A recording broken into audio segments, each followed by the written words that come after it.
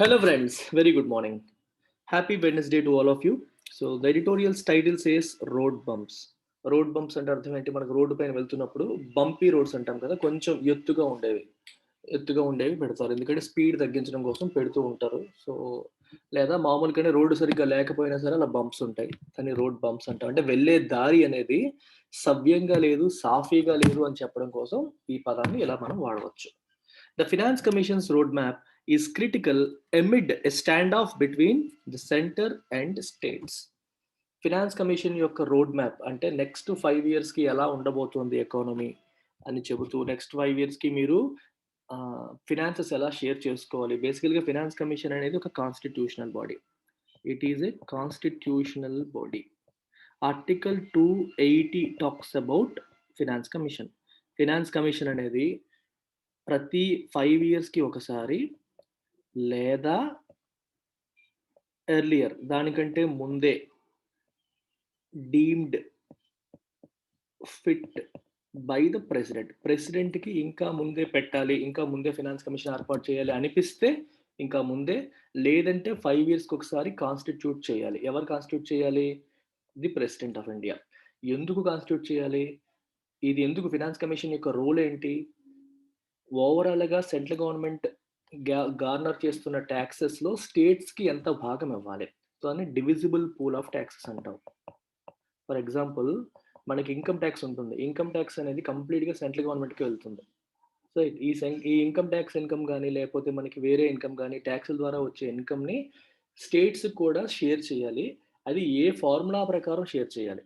స్టేట్స్కి ఎంత ఇవ్వాలి, సెంటర్ ఎంత ఉంచుకోవాలి, మరియు స్టేట్స్కి ఇచ్చే దాంట్లో ఏ స్టేట్కి ఎంత ఇవ్వాలి, అన్ని స్టేట్స్కి సమానంగా ఇవ్వాలా, వేరువేరుగా ఇవ్వాలా అనే విషయాన్ని ఫినాన్స్ కమిషన్ రికమెండ్ చేస్తుంది.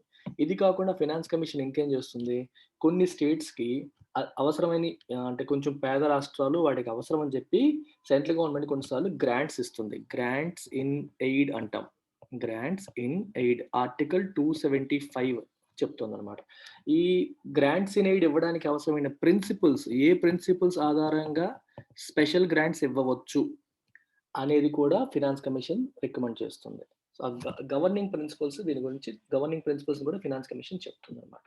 సో ఇది ఫినాన్స్ కమిషన్ యొక్క role, right? So finance commission అనేది చాలా చాలా ఇంపార్టెంట్. సో ఫినాన్స్ కమిషన్ ఉండబట్టే, స్టేట్స్ కింద ఇవ్వాలని చెప్పబట్టే, అది ఒక కాన్స్టిట్యూషనల్ బాడీ కాబట్టే సెంట్రల్ గవర్నమెంట్కి అట్లీస్ట్ ఒక రెస్పాన్సిబిలిటీ స్టేట్స్కి కూడా మనం చూసుకోవాల్సిన అవసరం ఉంటుంది. వాళ్ళకున్న ఫినాన్సెస్ సరిపోవు, ఆర్థిక వనరులు సరిపోవు, ఇంకా ఇవ్వాల్సి ఉంటుందనే భావన వచ్చి ఇవ్వాల్సి వస్తుంది.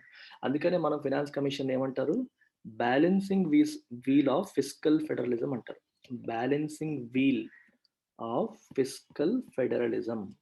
ఫిస్కల్ అంటే ఫినాన్షియల్ అని అర్థం వస్తుంది. ఫెడరలిజం అంటే anything that deals with centre and state relations. Centre state రిలేషన్స్కి, సెంటర్ స్టేట్ డివిజన్ ఆఫ్ పవర్కి, వీటన్నింటికి కూడా ఒక బ్యాలెన్స్ చేసే వీల్ లాంటిది ఫినాన్స్ కమిషన్. ఫినాన్స్ కమిషనే లేకపోతే, ఈ రికమెండేషన్సే లేకపోతే స్టేట్స్ని ఇంకా మార్జినలైజ్ చేసే అవకాశం ఉంటుంది, ఇంకా లెస్ పవర్ఫుల్ చేసే అవకాశం ఉంటుంది. So that is the concept of finance commission. Article 281 ఏం చెప్తుందంటే రికమెండేషన్స్. ఫినాన్స్ కమిషన్ యొక్క రికమెండేషన్స్ ఫినాన్స్ కమిషన్ ఎవరికి సబ్మిట్ చేస్తుంది? ప్రెసిడెంట్కి సబ్మిట్ చేస్తుంది. It does not submit it to the parliament. It submits the recommendations to president. Report అనేది ప్రెసిడెంట్కి submit చేస్తుంది. Submit చేసిన తర్వాత దానిపైన యాక్షన్ ఏం తీసుకున్నారు అనేది గవర్నమెంట్ ఒక రిపోర్ట్ ఫామ్ చేస్తుంది. So finance commission recommendations plus action taken report, ఈ రెండు కలిపి పార్లమెంట్లో టేబుల్ చేస్తారు. బడ్జెట్ ప్రవేశపెట్టడానికి ముందే పార్లమెంట్లో టేబుల్ చేసి దీన్ని పబ్లిక్ వ్యూకి పెడతారనమాట. సో ఫినాన్స్ కమిషన్ రిపోర్ట్లో ఏముందని ప్రస్తుతానికి ఎవరికీ తెలియదు. రాష్ట్రపతికి సబ్మిట్ చేశారు. సో దానిపైన ఆ రికమెండేషన్స్ చూసి గవర్నమెంట్ ఏ యాక్షన్స్ తీసుకుందో కూడా ఒక రిపోర్ట్ తయారు చేసి పెడుతుంది. ఈ రెండు కలిపి పార్లమెంట్లో ప్రవేశపెడతారు. So this is the concept of finance commission, something that is very important. దీంట్లో 5 మెంబర్స్ ఉంటారు, ఒక chairman and 4 other members. NK Singh is the present chairman of finance commission. This is 15th finance commission. So that's about it. So ఇక్కడ stand of అంటే అర్థం ఏంటి? ఒక dead lock అనమాట. ఇద్దరి మధ్య ఉన్న ఒక difficult situation, something that is not easy to sort out. ఇప్పుడు సెంటర్కి స్టేట్కి ఎస్పెషల్లీ జిఎస్టీ కాంపెన్సేషన్ విషయంలో గొడవ జరుగుతుంది. సెంటర్ చెప్తుంది స్టేట్స్ యాక్సెప్ట్ చేయట్లేదు, స్టేట్స్ అడుగుతుంది సెంటర్ యాక్సెప్ట్ చేయట్లేదు. దాన్ని డెడ్ లాక్ అంటాం. A situation from which there is no solution possible, a difficult situation from which there is no obvious solution possible అలాంటి దాన్ని మనం స్టాండ్ ఆఫ్ అనే పదంతో వాడతాం. చూడండి ఇండియాకి, చైనాకి మధ్యలో కూడా మనం మాట్లాడుతాం కదా LAC standoff. Line of actual control దగ్గర స్టాండ్ ఆఫ్ వస్తుంది. ఎందుకంటే China point of view India accept చేయట్లేదు. India point of view China accept చేయట్లేదు. So we call it standoff. వాళ్ళు వెనక్కి వెళ్ళట్లేదు. మన వాళ్ళు వెనక్కి వెళ్ళట్లేదు. దీనివల్ల మనకి వాళ్ళకి మధ్యలో ఉన్నది you can call it a standoff. A difficult situation from which there is no solution possible. ఏ సొల్యూషన్ కూడా దీనికి పాసిబిలిటీ లేకుండా అయిపోయింది. దీన్ని మనం స్టాండ్ ఆఫ్ అని చెప్పి అంటాం. So before we immediately in the middle of అర్థమవుతుందా? సో సెంటర్కి స్టేట్కి మధ్యలో ఇలాంటి స్టాండ్ ఆఫ్ జరుగుతున్న ఈ క్రమంలో, ఈ సమయంలో ఫినాన్స్ కమిషన్ యొక్క రోడ్ మ్యాప్ అనేది క్రిటికల్, అంటే వెరీ ఇంపార్టెంట్. వాళ్ళు రోడ్ మ్యాప్ ఇచ్చారు నెక్స్ట్ 5 yearsకి ఎలా మీరు మీ ట్యాక్సెస్లో స్టేట్స్కి ఎంత భాగం షేర్ చేయాలి అని చెప్పి రోడ్ మ్యాప్ ఇవ్వడం జరిగింది. అది very very important at this time. ఎందుకంటే రాష్ట్రాల పరిస్థితి అధ్వానంగా ఉంది. సెంటర్ ఇచ్చే డబ్బుల పైన ఆధారపడే పరిస్థితి వచ్చేసింది. జిఎస్టీ పుణ్యాన వాళ్ళకి సొంతంగా ట్యాక్స్ వేసుకునే పవర్స్ చాలా వరకు పోయాయి. సో చాలా అంటే స్టేట్స్ ఇంతకు ముందు స్టేట్ లిస్ట్లో ఉండే అంశాలపైన ట్యాక్స్లు వేసుకున్నాయి. అవన్నీ కూడా జిఎస్టీ కిందకి వెళ్ళిపోయాయి మెజారిటీ. సో స్టేట్స్ ట్యాక్స్ వేసుకునే పవర్ ఉన్న ఐటమ్స్ చాలా తక్కువైపోయాయి. So entire dependency is on GST. So GST దెబ్బతినేసింది కదా 2020లో కోవిడ్-19 వల్ల ట్యాక్సులు తగ్గిపోయాయి. సో కాంపెన్సేషన్ ఏమో సెంట్రల్ గవర్నమెంట్ ఇవ్వట్లేదు. So this is the problem. So before we go further into the details of the editorial, క్విక్గా without wasting too much of time మన కోర్సెస్ ఆఫర్స్ ఒకసారి టకటకటగా మాట్లాడేద్దాం. సో ఈ డేట్స్ గుర్తుపెట్టుకోండి. 14th November 2020 very important date. Diwali రోజు.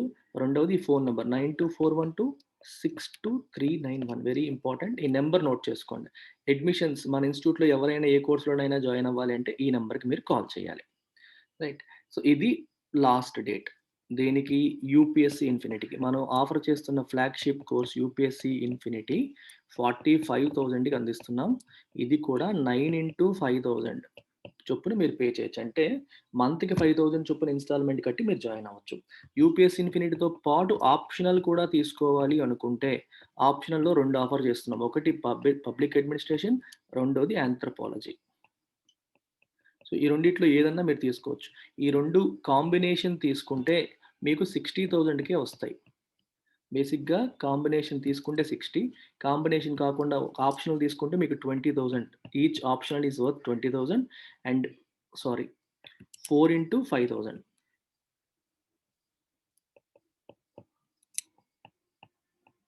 Anthro 4 into 5,000. 4 ఇన్స్టాల్మెంట్స్లో మంత్కి 5,000 చొప్పున కట్టవచ్చు. అంటే ఓన్లీ ఆప్షనల్కి జాయిన్ అయితే. మీరు కాంబినేషన్ జాయిన్ అయ్యారు అనుకోండి, ఆప్షనల్ ప్లస్ యూపీఎస్సీ ఇన్ఫినిటీ, మీకు ఇక్కడ 45, ఇక్కడ 20, 65 అవుతుంది. కానీ మీకు 60,000కి ఇస్తాం. 2 కలిపి కాంబినేషన్ తీసుకుంటే 60,000. అది కూడా ఏంటి 10 into 6,000. 10 ఇన్స్టాల్మెంట్స్లో మంత్కి 6,000 పే చేసి మీరు జాయిన్ అవ్వచ్చు. సో కాంబో కోర్స్ తీసుకుంటే అందరికీ బెనిఫిట్ అవుతుంది. 2 ఆప్షన్స్ ఉన్నాయి. You can choose either pub ad or anthropology. ఇండివిజువల్గా వస్తే 20, 2 కలిపి తీసుకుంటే 60, అది కూడా 10 into 6,000 చొప్పున మీరు తీసుకోవచ్చు. 9241262391 ప్రశాంతి మేడం పేరు. ఆ మ్యామ్కి కాల్ చేసి మీరు ఇంకా ఫర్దర్ డీటెయిల్స్ తీసుకోవాలంటే తీసుకోవచ్చు. This UPSC infinity 15th November నుంచి 50,000 అయిపోతుంది. And that is 10 into 5,000. So ఈ 2 ఆఫర్స్ కూడా 14th November వరకు మాత్రమే ఉన్నాయి.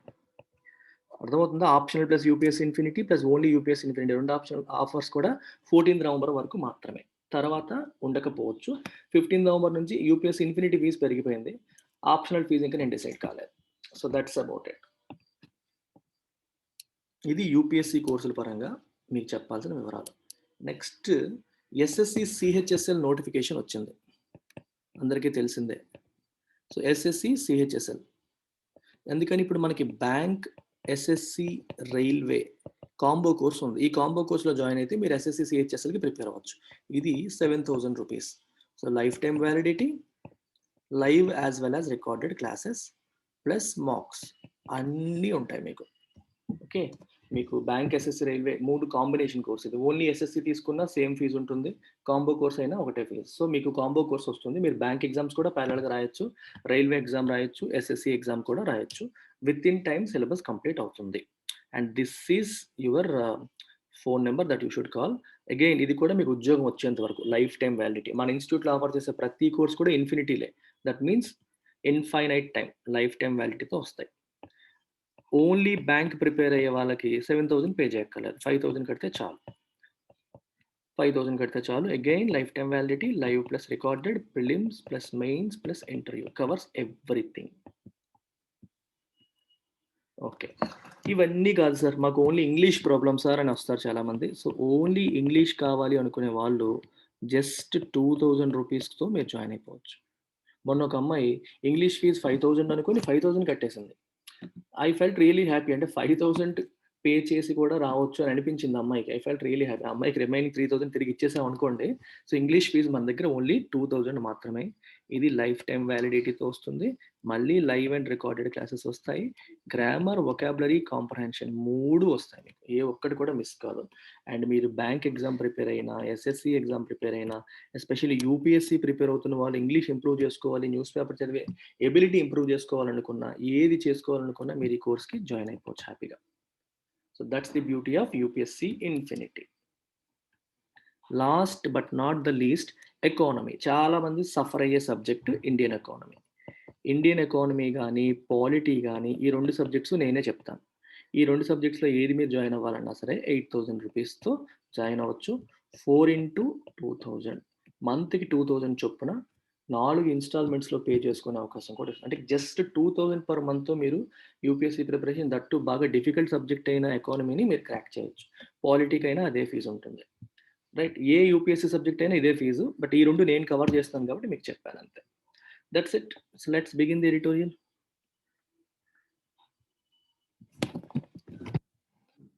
On Monday, the 15th Finance Commission submitted its report with recommendations on the formula for sharing the divisible pool of tax revenues between the center and the states for the next 5 years to the president. ఇది already మనం మాట్లాడాం.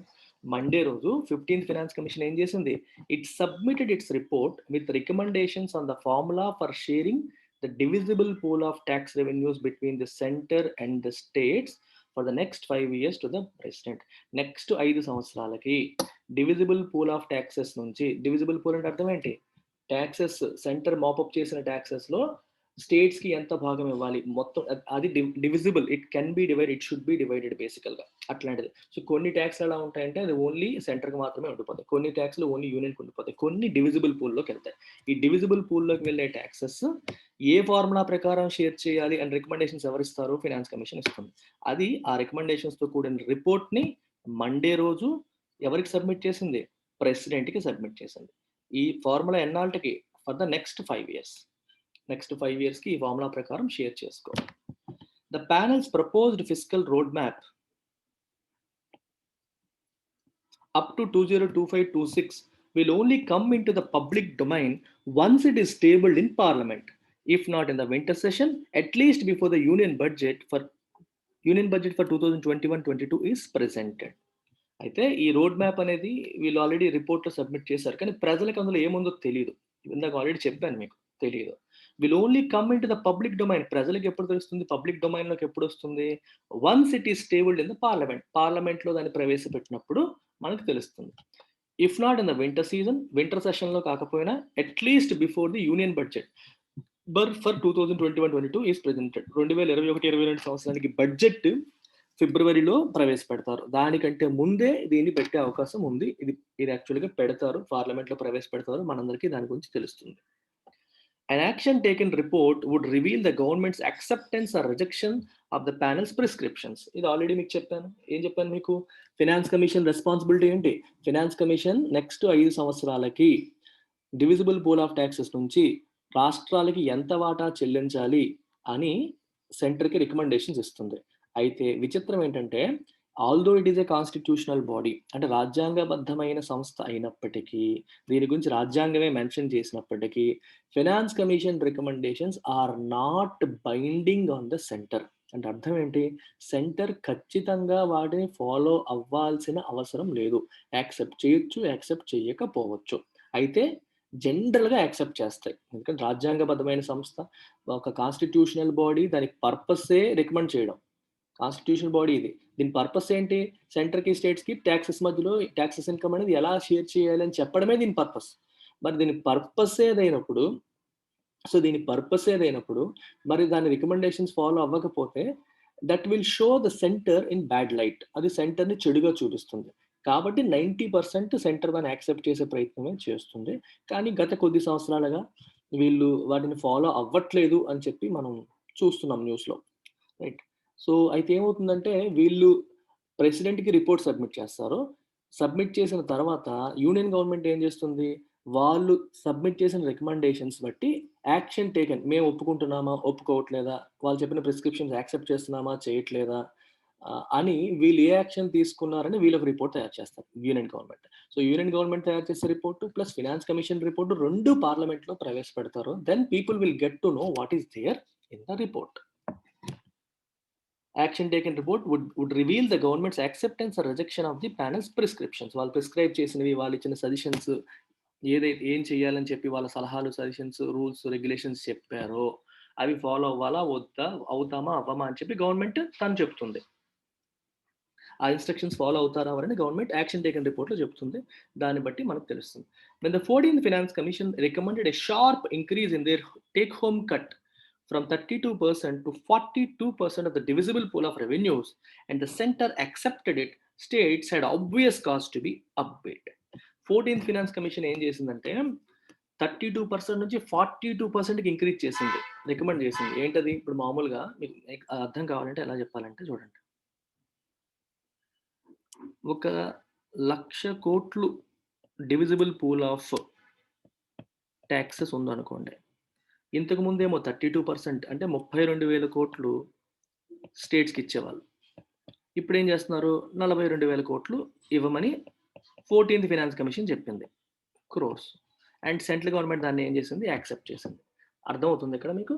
ఇది ఎందుకు చెప్తున్నానో example చిన్నదానికి ఎందుకు చెప్తున్నానని మీకు అనిపిస్తుంది. నెక్స్ట్ వచ్చే స్టేట్మెంట్‌లో మీకు ఎందుకు చెప్తున్నానో అర్థమవుతుంది.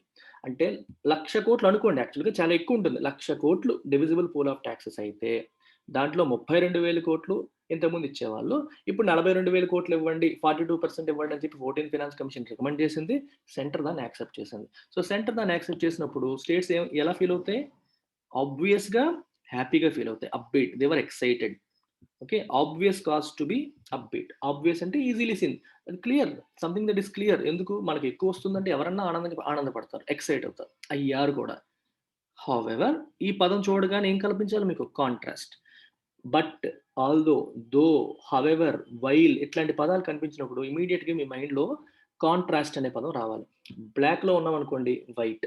వైట్‌లో ఉన్నామనుకోండి బ్లాక్. అంటే ఇక్కడ ఒక పాజిటివ్ సెంటెన్స్ దగ్గర ఉంటూ హౌవెవర్ వచ్చిందనుకోండి నెగెటివ్‌లోకెళ్తున్నాం. ఒక నెగెటివ్ సెంటెన్స్ చదువుతూ హౌవెవర్ వచ్చిందనుకోండి పాజిటివ్‌లోకెళ్తున్నాం.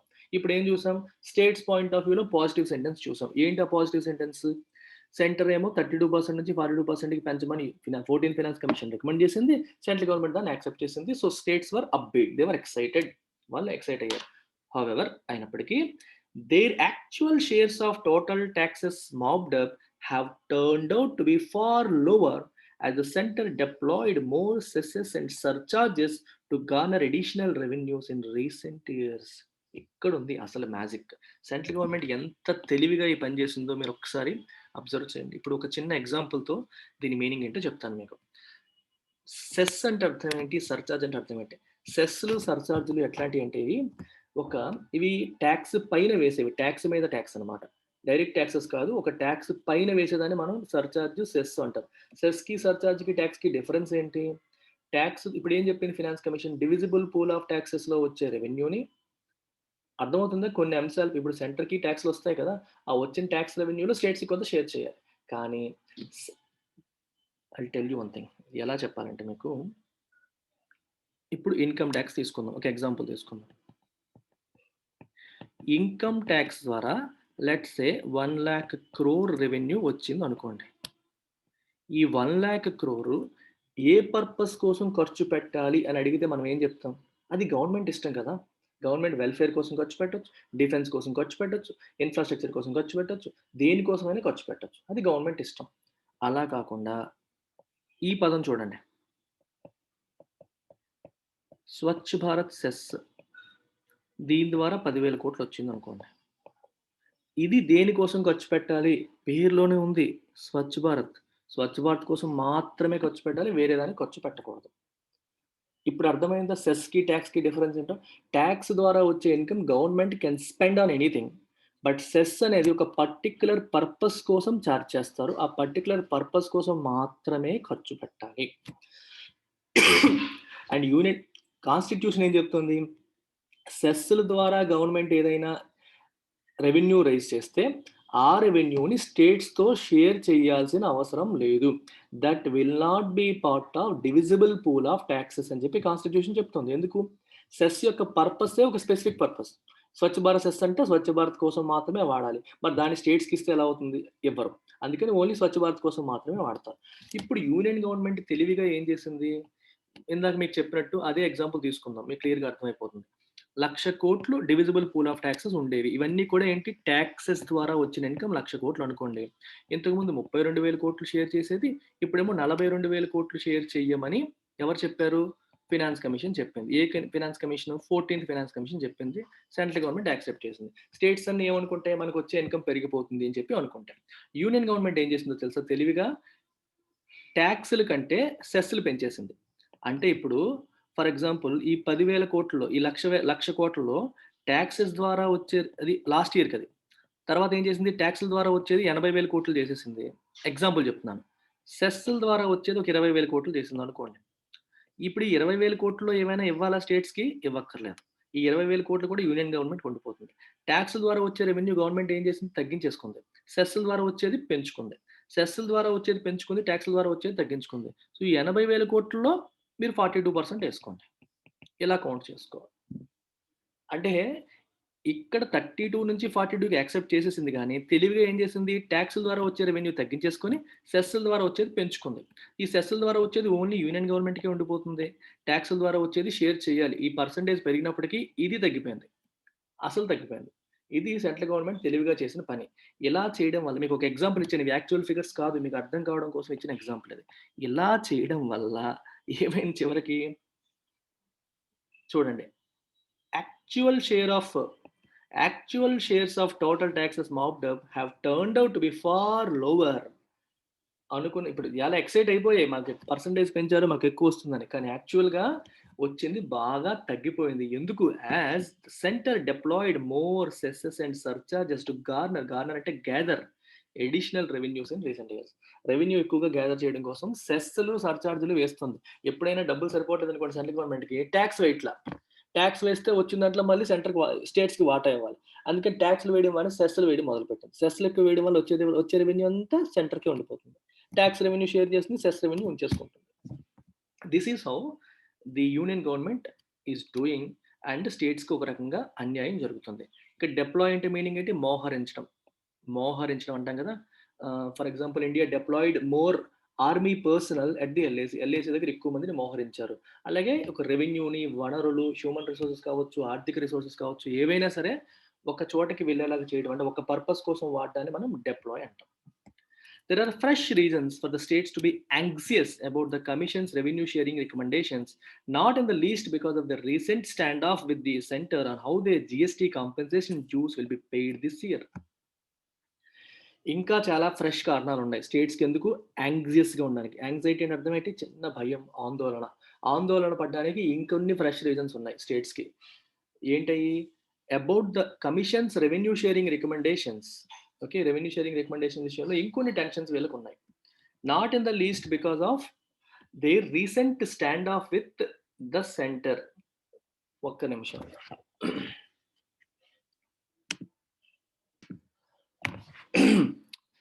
ఒక్క నిమిషం చూడండి మళ్ళీ. There are fresh reasons for the states to be anxious about the commission's revenue sharing recommendations. ఈ రెవెన్యూ షేరింగ్ రికమెండేషన్స్ విషయంలో ఇంకొన్ని కారణాలున్నాయి స్టేట్స్ యాంగ్జైటీతో ఉండడానికి. ఏంటయి చూడండి ఒకసారి. Not in the least because of their recent stand of with the centre on how their GST compensation dues will be paid this year. GST compensation dues ఎలా pay చేస్తారనే విషయం కాదు. అది మనకు ఆల్రెడీ తెలిసిందే. ఇక్కడ నాట్ ఇన్ ద లీస్ట్ అంటే not at all అని అర్థం. Not at all because of మనకి స్టేట్స్ యాంగ్జియస్‌గా ఉన్నాయి అనగానే మనకి వెంటనే గుర్తొస్తుంది. జీఎస్టీ డ్యూస్ పే చేయట్లేదు. దానివల్ల సెంటర్‌కి, స్టేట్‌కి గొడవలు అవుతున్నాయి. దానివల్ల యాంగ్జైటీతో ఉన్నాయని కాదు ఇక్కడ. అది ఆల్రెడీ ఉంది అది. అది కాకుండా వేరే రీజన్స్ ఉన్నాయి. అందుకే అన్నారు ఫ్రెష్ రీజన్స్ ఉన్నాయి. ఆ ఫ్రస్ట్రేషన్స్ ఏంటి ఈ సెంటెన్స్‌లో చెప్పలేదు. నెక్స్ట్ సెంటెన్సెస్‌లో చెప్పారు. While 22 states have now come on board with a solution conjured up by the center, there are still loose ends as more dues pile up over the next 2 years. ఇప్పుడు ఈ GST compensation విషయంలో నేను చాలా ఎడిటోరియల్స్‌లో cover చేశానండి. అందుకని దీని గురించి మళ్ళీ డీటెయిల్స్‌లోకి వెళ్ళట్లేదు. జీఎస్టీ కాంపెన్సేషన్ విషయంలో సెంట్రల్ గవర్నమెంట్ ఒక సొల్యూషన్ ఇచ్చింది. దానికి 22 స్టేట్స్ ఒప్పుకున్నాయి. Right. They have come on board with a solution conjured up by the centre. Conjure up అంటే అర్థం ఏంటంటే do something as if by magic. ఇప్పుడు మీకు మ్యాజిక్‌లో ఒక సడెన్‌గా ఇలా కర్చీఫ్ ఏస్తారు. ఇలా ఇలా అబ్రకాదబ్రా అంటారు. సడెన్‌గా ఒక పవర్ వచ్చేస్తుంది. దాన్నేమంటాం? ద మెజిషియన్ హాస్ కన్జ్యూర్డ్ అంటాం. కన్జ్యూర్ చేశారు. అంటే ఒక్కసారిగా మేక్ సంథింగ్ అపియర్. అయితే ఇక్కడ మీనింగ్ మ్యాజిక్ అని కాదు. ఒక డిఫికల్ట్ సొల్యూషన్‌కి, ఒక డిఫికల్ట్ టాస్క్‌కి మనకు సొల్యూషన్ ఇచ్చేయడం. డిఫికల్ట్ ప్రాబ్లమ్‌కి సొల్యూషన్ ఇచ్చేయడం. దాన్ని కన్జ్యూర్. ఇప్పుడు మెజిషియన్ అనేది అరే! ఎలా వచ్చేస్తుందిరా మనకి ఇంత ఎలా వచ్చేస్తుంది లోపల నుంచి పవర్ అని చెప్పి మనకు అనిపిస్తుంది కదా! మనకి ఆశ్చర్యం వేస్తుంది. అలాగే ఒక పెద్ద ప్రాబ్లమ్‌లా కనిపించేదానికి if someone comes up with a solution you say he conjured up a solution. మనం ఎక్స్‌పెక్ట్ చేయం సొల్యూషన్ వస్తుందని చెప్పి. But they came up with a solution. దాన్ని మనం కన్జ్యూర్ అప్ అంటాం. To solve a difficult problem అని చెప్పొచ్చు. Come up with a solution for a difficult problem అనుకోవచ్చు. ఆ మీనింగ్ మీరు తీసుకోవచ్చు కన్జ్యూర్ అప్ అనేది. అర్థమైందా? So to achieve something difficult అని అర్థం. 22 స్టేట్స్ ఆ సొల్యూషన్ యాక్సెప్ట్ చేసేసాయి. There are still loose ends. Loose ends అంటే ఇంకా అది పూర్తిగా టైట్. లూజ్ ఎండ్స్ అంటే అర్థం ఏంటి చూడండి. మనం ఏదో ఒకటి ఫర్ ఎగ్జాంపుల్ మన దగ్గరున్న రకరకాల వస్తువులతో అన్నిటిని బిగించి ఒక కుర్చీనో దేన్నో తయారు చేస్తున్నాం అనుకోండి. Okay. You have several things dismantle అయ్యి ఉన్నాయి. అన్నిటిని కలిపి అటాచ్ చేసి జాయిన్ చేసి ఒకటి తయారు చేస్తున్నారు. అది తయారు చేసేటప్పుడు ఎక్కడన్నా లూజ్ ఉందనుకోండి అది నిలబడుతుందా? నిలబడదు. అంటే ఇప్పుడు కూడా గవర్నమెంట్ ఒక సొల్యూషన్‌తో వచ్చింది. ఆ సొల్యూషన్‌లో కొన్ని లూజ్ ఎండ్స్ ఉన్నాయి. అంటే ఇంకా టైట్ అవ్వలేదు. ప్రాబ్లమ్ కంప్లీట్‌గా సాల్వ్ అవ్వలేదు అని చెప్పడానికి there are still loose ends అని చెప్పి అన్నారు. ఇంకా పూర్తిగా ప్రాబ్లమ్ సాల్వ్ కాలేదు. ఇంకా చిన్న చిన్నవి ఉన్నాయి. As more dues pile up. GST compensation issue 22 states accept చేస్తే వచ్చేసాయి. ఈ సంవత్సరానికి బానే ఉంది. వాట్ అబౌట్ నెక్స్ట్ ఇయర్ ఆ తర్వాత? More dues pile up over the next 2 years. Next 2 ఇయర్స్‌కి ఇంకా డ్యూస్ పెరిగిపోతాయి. అప్పుడు ఏం చేస్తారు అనే క్వెషన్ వస్తుందన్నమాట. అందుకనే ప్రాబ్లమ్ పూర్తిగా సాల్వ్ కాలేదు అనే సెన్స్‌లో ఇది వాడారు. Second, the center had tasked the commission with assessing a few unusual ideas. Central government finance కమిషన్‌కి ఒక టాస్క్ ఇచ్చింది. ఏంటది? విత్ అసెసింగ్ ఫ్యూ కొన్ని అన్‌యూజువల్ ఐడియాస్‌ని మీరు ఒకసారి అసెస్ చేయండి. ఎగ్జామిన్ చేయండి. అవి మంచియా కాదా? మీరు ఎగ్జామిన్ చేయండి అని చెప్పి సెంట్రల్ గవర్నమెంట్ ఫినాన్స్ కమిషన్‌కి ఒక టాస్క్ ఇచ్చింది. అందులో ఏమున్నాయి? Including the creation of a non lapsable fund for defence and security spending. Defence మరియు సెక్యూరిటీ స్పెండింగ్ కోసం సెపరేట్‌గా ఒక ఫండ్ క్రియేట్ చేస్తే ఎలా ఉంటుంది? మీరు ఎగ్జామిన్ చేసి చెప్పండి.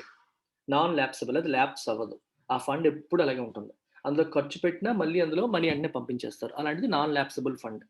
And incentivising states for performance on reforms considered desirable by the centre such as adoption of direct benefit transfer. ఇది ఇంపార్టెంట్. ఈ పాయింట్ అనేది ఎందుకే స్టేట్స్ అనేవి యాంగ్జియస్‌గా ఉంటాయి. ఇప్పుడు ఇన్సెంటివైజింగ్ స్టేట్స్ అంటే అర్థం ఏంటి? సెంట్రల్ గవర్నమెంట్ చాలా రిఫార్మ్స్ తీసుకొద్దామని ట్రై చేస్తూ ఉంటుంది. For example one nation, one card. Ration card. Okay ration card. దేశమంతా ఒకటే రేషన్ కార్డ్ ఉండేలా చేయాలని చెప్పి సెంట్రల్ గవర్నమెంట్ అనుకుంటుంది. మార్చి కల్లా అది సాధించే ప్రయత్నం చేస్తుంది. స్టేట్ సపోర్ట్ చేయలేదనుకోండి డిలే అయిపోతుంది బాగా. So, one nation one ration కార్డ్‌లో ఏం జరుగుతుంది? ఇప్పుడు శ్రీకాకుళం జిల్లాలో ఒక అతనికి ఒక మైగ్రెంట్ లేబర్ బేసికల్‌గా ఆ ఊరికి చెందిన వ్యక్తి రేషన్ కార్డ్ ఉంది. కానీ ఊర్లో ఉండడు. పని కోసం చెన్నైలో వర్క్ చేస్తాడు. సో, చెన్నైలో కన్‌స్ట్రక్షన్ లేబర్‌గా చేస్తున్నాడు. కానీ మరి తన రేషన్ కార్డ్ ఎక్కడిది? ఆంధ్రాది. అది చెన్నైలో వాడాలంటే అవుతుందా? అవ్వదు. చెన్నైలో అవుతుంది. చెన్నైలో ఏం చేస్తారంటే యూనివర్సల్ పీడీఎస్ ఉంది. సో, ఎక్కడ వాళ్ళకైనా ఇచ్చేస్తారు వాళ్ళు. పోనీ చెన్నై వదిలి కర్ణాటక పెట్టుకోండి ఎగ్జాంపుల్. కర్ణాటకలో ఆ రేషన్ కార్డ్ ఉపయోగించడం అవుతుందా? అవ్వదు. సెంట్రల్ గవర్నమెంట్ ఏముంటుంది? One nation one ration card అని తీసుకొస్తుంది. అప్పుడేమవుతుందంటే ఏ దేశపు రేషన్ కార్డ్ అయినా, ఏ రాష్ట్రపు రేషన్ కార్డ్ అయినా ఎక్కడైనా వాడుకునేలాగా అవకాశాన్ని కల్పిస్తుందది. దాన్ని one nation, one ration card. ఇది ఒక రిఫార్మ్ అన్నమాట. ఇది ఒక ఎగ్జాంపుల్ చెప్పాను. అలాగే డైరెక్ట్ బెనిఫిట్ ట్రాన్స్‌ఫర్ గాని సెవెరల్ రిఫార్మ్స్ తీసుకొచ్చే ప్రయత్నం సెంట్రల్ గవర్నమెంట్ చేస్తుంది. అయితే ఇవన్నీ స్టేట్స్ కోఆపరేట్ చేయకపోవడం వల్ల ఇంప్లిమెంటేషన్‌లో ఇష్యూస్ వస్తున్నాయి. సో, సెంట్రల్ గవర్నమెంట్ ఏమనుకుంటుంది? మేము రిఫార్మ్స్ తీసుకొస్తాము. ఏ స్టేట్స్ అయితే వాటిని ఇంప్లిమెంట్ చేస్తాయో ప్రాపర్‌గా వాళ్ళకి ఎక్స్‌ట్రా బెనిఫిట్స్ ఇచ్చేలాగా. ఇన్సెంటివ్ అంటే అర్థం ఏంటి? Something that encourages you to do something. మీకు ఎస్పెషల్లీ సేల్స్ ఆర్గనైజేషన్స్‌లో వాళ్ళ శాలరీతో కూడా ఇన్సెంటివ్స్ ఉంటాయి. మామూలుగా మీరు పనిచేస్తున్నందుకు మీకు కొంత శాలరీ ఇస్తూ, ఇచ్చిన టార్గెట్స్ అచీవ్ చేసే వాళ్ళకి ఇన్సెంటివ్ ఇస్తారు. ఆ ఇన్సెంటివ్ ఏం చేస్తుందంటే, నువ్వు ఆ టార్గెట్ అచీవ్ చేస్తే నీకు డబ్బులొస్తాయి అని చెప్పి కనిపిస్తుంది. సో, ఈ మనీ వస్తుంది, నేను ఎందుకు వదులుకోవాలని చెప్పి వ్యక్తి ఎక్స్‌ట్రా కష్టపడతాడనేది అక్కడ ఉద్దేశ్యం అనమాట. సిమిలర్‌గా రాష్ట్రాలకు కూడా కొన్ని ఫండ్స్ గాని, ఇవి గాని ఇవ్వకుండా మేము చెప్పిన రిఫార్మ్స్ మీరు ఇంప్లిమెంట్ చేస్తే అవిస్తాము. దీన్ని ఇన్సెంటివైజేషన్ అంటాం. ఇలా ఇన్సెంటివైజ్ చేస్తే ఎలా ఉంటుంది అనే విషయాన్ని కూడా ఫినాన్స్ కమిషన్‌ని ఎక్స్‌ప్లోర్ చేసి చెప్పమని చెప్పింది. ఇదొక విషయం. సో, ఈ విషయంలో కొంచెం యాంక్సైటీ ఉంది స్టేట్స్‌కి. అంతే కదా! ఇలా అంటే ఎలాగా మేము చేయలేకపోవచ్చు, మాకివ్వడం మానేస్తారా అనే భయం ఉంటుంది. ఇంకొక కారణం, southern states are worried that the use of 2011 population data instead of 1971 will penalize them for managing population growth better. ఇది చూడండి చాలా కామెడీగా ఉంటుంది. సౌత్ స్టేట్స్ అంటే మనకి కేరళ, తమిళనాడు, కర్ణాటక అండ్ ఆంధ్రప్రదేశ్ వీళ్ళంతా వర్రీ అవుతున్నారు. ఎందుకు వర్రీ అవుతున్నారు? 2011 సెన్సస్ డేటా వాడడం వల్ల ఇప్పటివరకు 1971 సెన్సస్ డేటా వాడారు. 14th ఫినాన్స్ కమిషన్ మీకేం చెప్పాను? డివిజిబుల్ పూల్ ఆఫ్ టాక్సెస్ నుంచి స్టేట్స్‌కి ఎంత షేర్ ఇవ్వాలని చెప్పి వీళ్ళు రికమెండ్ చేస్తారని చెప్పాను. దాంతో పాటు ఏ స్టేట్‌కి ఎంత అది కూడా ఫినాన్స్ కమిషన్ చెప్తుంది. అయితే దీనికి ఏ డేటా తీసుకునే వాళ్ళు 1971 సెన్సస్ డేటా తీసుకున్నారు. అంటే పాపులేషన్ బట్టి ఎక్కువ పాపులేషన్ ఉన్న వాళ్ళకి ఎక్కువ అవసరాలుంటాయి. తక్కువ పాపులేషన్ ఉన్న వాళ్ళకి తక్కువ అవసరాలుంటాయి.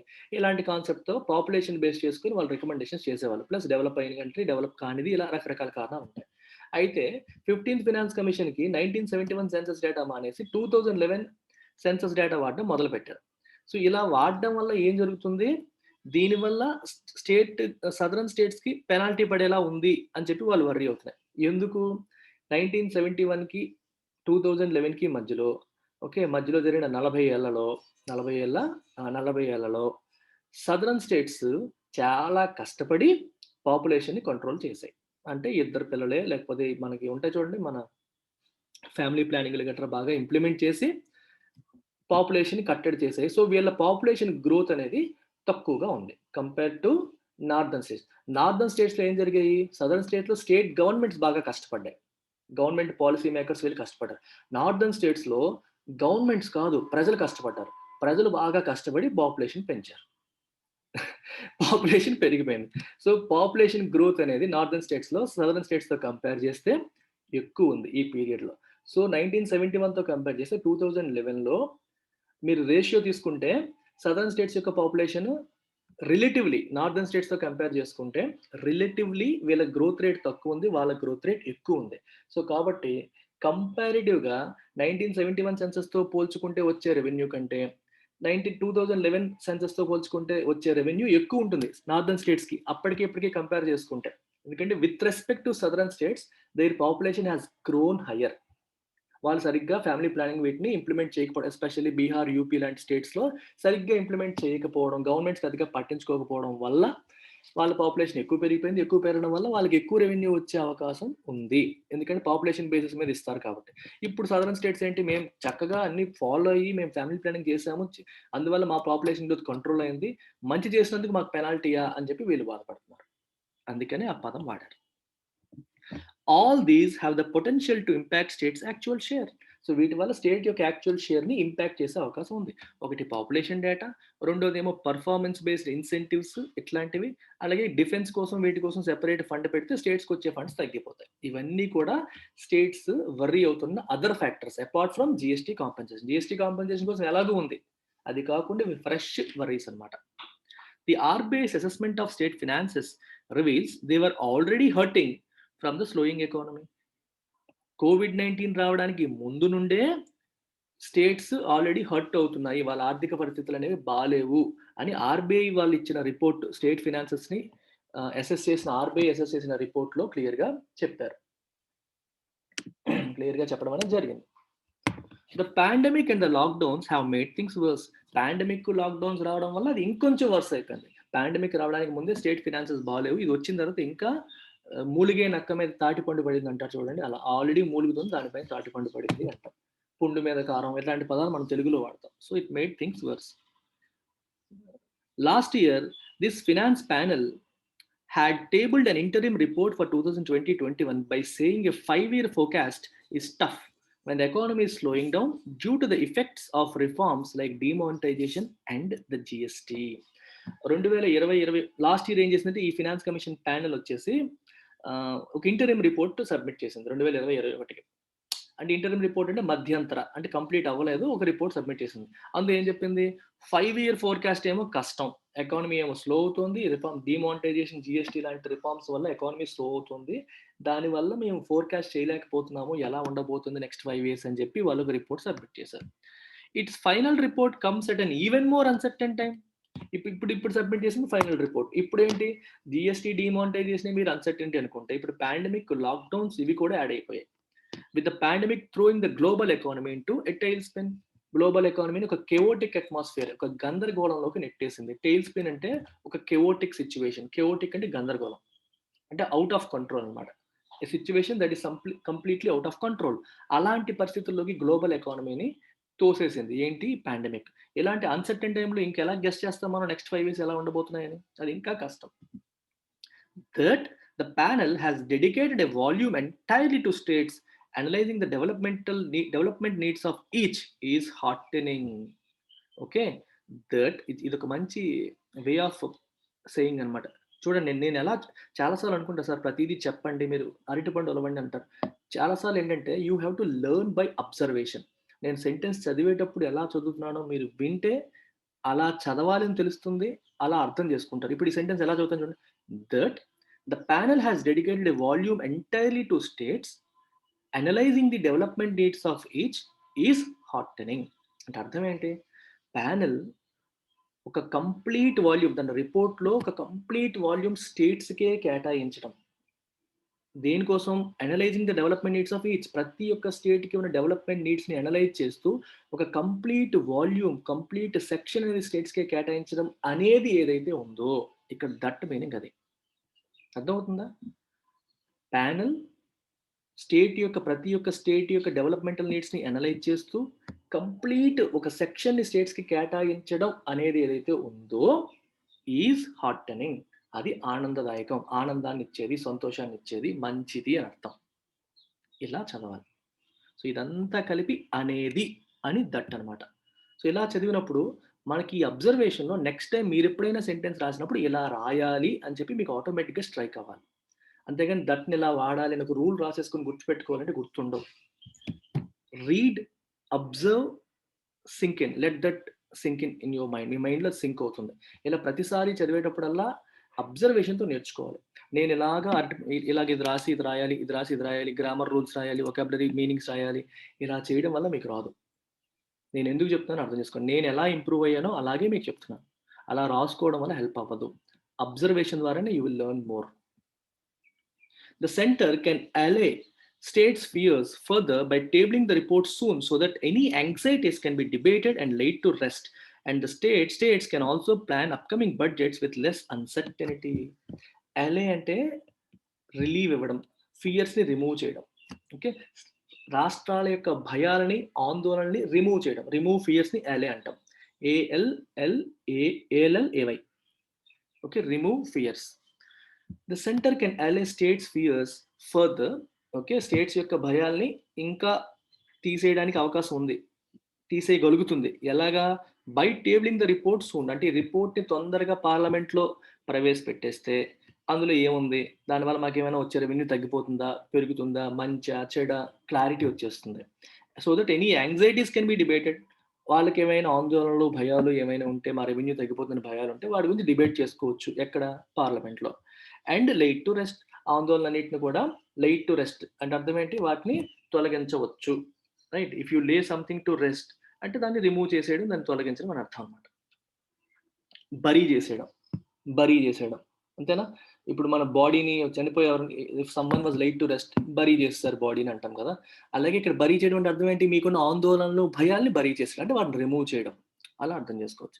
And state can also plan upcoming budgets. వాళ్ళు కూడా వాళ్ళ బడ్జెట్స్ని ప్లాన్ చేసుకోవచ్చు విత్ లెస్ అన్సర్టనిటీ లేకుండా చక్కగా ప్లాన్ చేసుకోవచ్చు. పెరుగుతుందో తగ్గుతుందో, ఎక్కువ వస్తుందంటే ఎక్కువ వచ్చినట్టు ప్లాన్ చేస్తారు, తక్కువ వస్తే తక్కువ ప్లాన్ చేసుకుంటారు, అంతే. Being receptive to states concerns. చూడండి, ఇదంతా being receptive to states concerns, ఇదంతా కలిపి సబ్జెక్ట్. ఓకే. స్టేట్స్ యొక్క కన్సర్న్స్ మేము వింటున్నాము, మేము రిసెప్టివ్‌గా ఉన్నాము, మేము స్వీకరిస్తున్నాము అని అని ఉండడం అనేది can help forge a fresh cohesive federal compact for the coming years. అర్థమవుతుందా? స్టేట్స్ యొక్క యాక్చువల్‌గా federalism, India talks about cooperative federalism. Centre state రిలేషన్స్‌లో ఇండియాలో ఎక్కువగా మనం మాట్లాడుకునేది కోఆపరేటివ్. ఒకళ్ళకి ఒకళ్ళు కోఆపరేట్ చేసుకుంటూ వెళ్ళాలి. చూడండి, కంప్లీట్‌గా స్టేట్స్‌కి అటానమీ ఇవ్వదు. ఇస్తే ఏమవుతుందంటే తలనొప్పులుంటాయి మనకి. ఎందుకంటే మనది divorce country. India is a completely divorce country. ఇంకా దేశ సమగ్రతకి భంగం కలుగుతుందనే భయంతో మన కాన్స్టిట్యూషన్‌లో అటు ఫెడరల్ అంటే స్టేట్స్‌కి పవర్స్ ఇవ్వాలి, డివిజన్ ఆఫ్ పవర్స్ ఉండాలని స్ట్రాంగ్‌గా చెప్పడం. ఇంకోవైపేమో స్టేట్స్‌కి పవర్స్ ఎక్కువైపోతే ఓవరాల్ కంట్రోల్ తప్పిపోతుందనే భయానికి సెంటర్‌కి కొన్ని పవర్స్ ఇవ్వడం. సో, ఇలా అంటే బ్యాలెన్స్ చేసుకుంటూ వెళ్లారు. అందుకని ఏం చేస్తారు ఇండియాలో ఎప్పుడు కూడా కోఆపరేటివ్ ఫెడరలిజం. సో, సెంటర్‌తో స్టేట్ కోఆపరేట్ చేయాలి. స్టేట్స్‌తో సెంటర్ కోఆపరేట్ చేయాలి. యాక్చువల్‌గా జీఎస్టీ అనేది వన్ నేషన్ వన్ టాక్స్. ఇంతకుముందు యూనియన్ లిస్ట్‌లో ఉండే వాళ్ళకి యూనియన్ గవర్నమెంట్, స్టేట్ లిస్ట్‌లో ఉండే వాటికి స్టేట్ గవర్నమెంట్ టాక్స్‌లు వేసుకునేవి. అలా కాకుండా అన్నిటిని ఒకే బ్రాకెట్‌లోకి తెచ్చేసి జీఎస్టీ పరిధిలోకి తెచ్చేసి దానిపైన ఐజీఎస్టీ, ఎస్జీఎస్టీ, సీజీఎస్టీ అని చెప్పి తీసుకొచ్చి ఒక రిఫార్మ్ తీసుకొచ్చింది సెంట్రల్ గవర్నమెంట్. దానికి స్టేట్స్ కోఆపరేట్ చేసాయి. ఒప్పుకున్నాయి. వాళ్ళేం అపోజ్ చేయలేదు. So, that is cooperative federalism. అలా ఒప్పుకున్నప్పుడు స్టేట్స్‌కి కొన్ని ప్రాబ్లమ్స్ ఉంటాయి. మాకు నష్టం వస్తుంది. మాకు కన్సర్న్స్ ఉన్నాయి. మాకేమో రెవెన్యూస్ తగ్గిపోతున్నాయి. స్టేట్స్ వాడి బాధలు చెప్పినప్పుడు సెంటర్ కూడా కోఆపరేట్ చేయాలి. దాన్ని అర్థం చేసుకోవాలి. అందుకే అన్నారు being receptive to states concerns. If you are receptive అంటే వింటున్నావు. వాటిని అర్థం చేసుకుంటున్నావు. కెన్ హెల్ప్ అలా ఉంటే ఏమవుతుంది? కెన్ హెల్ప్ ఫోర్జ్ అంటే తెలుసు కదా, రెండింటిని గట్టిగా యూనిఫై చేయడం. ఎ ఫ్రెష్ కొహెసివ్ ఫెడరల్ కాంపాక్ట్. ఫ్రెష్‌గా కొహెసివ్ అంటే ఇంటిగ్రేటెడ్, యూనిఫైయింగ్. కొహెషన్ అంటాం కదా, కలిసింది. చక్కగా కలిస్తే దాన్ని ఇప్పుడు మీకు ఇంగ్లీష్‌లో ఇస్తారు. ఒక 3, 4 సెంటెన్సెస్ పారాజంబుల్స్ ఇస్తారు చూడండి. 5 సెంటెన్సెస్‌ని అడ్డదిడ్డంగా పెట్టేసి మీరు వాటికి ఏ ఆర్డర్‌లో పెడితే అది కొహెసివ్ పారాగ్రాఫ్ అవుతుంది. అంటే వెల్ ఇంటిగ్రేటెడ్, ఒకదాని తర్వాత ఒకటి, దేని తర్వాత ఏది కరెక్ట్‌గా లింక్ అయినట్టు అవుతుంది అని చెప్పి అడుగుతారు మీకు. సో, ఆ పర్టిక్యులర్ ఆర్డర్‌లో పెడితే it becomes a cohesive paragraph. So, cohesive అంటే సరిగ్గా ఇంటిగ్రేట్ అయింది అని అర్థం. ఫెడరల్ కాంపాక్ట్ అంటే స్టేట్స్‌కి, సెంటర్‌కి మధ్యలో ఉన్న రిలేషన్ అనేది కరెక్ట్‌గా కొహెసివ్‌గా ఉంటుంది. ఇంటిగ్రేట్ అవుతుంది. ఎప్పుడు స్టేట్స్ యొక్క కన్సర్న్స్‌కి సెంటర్ రిసెప్టివ్‌గా ఉంటే అని చెప్తున్నా. A double engine that can hasten India's return to high growth. ఇప్పుడు సెంటరు, స్టేట్ 2 కూడా ఒకరికొకరు కోఆపరేట్ చేసుకుంటూ వీళ్ళు స్టేట్స్ ఏమో సెంటర్‌కి కోఆపరేట్ చేసుకుంటూ వెళ్తేనే దట్ కెన్ హేజన్ అంటే speed up India's return to high growth. India మళ్ళీ హై గ్రోత్ ట్రాజెక్టరీలోకి రావడానికి ఇది హెల్ప్ చేస్తుంది. ఇట్ కెన్ స్పీడ్ అప్ అని అర్థం. That's it guys. Thank you very much.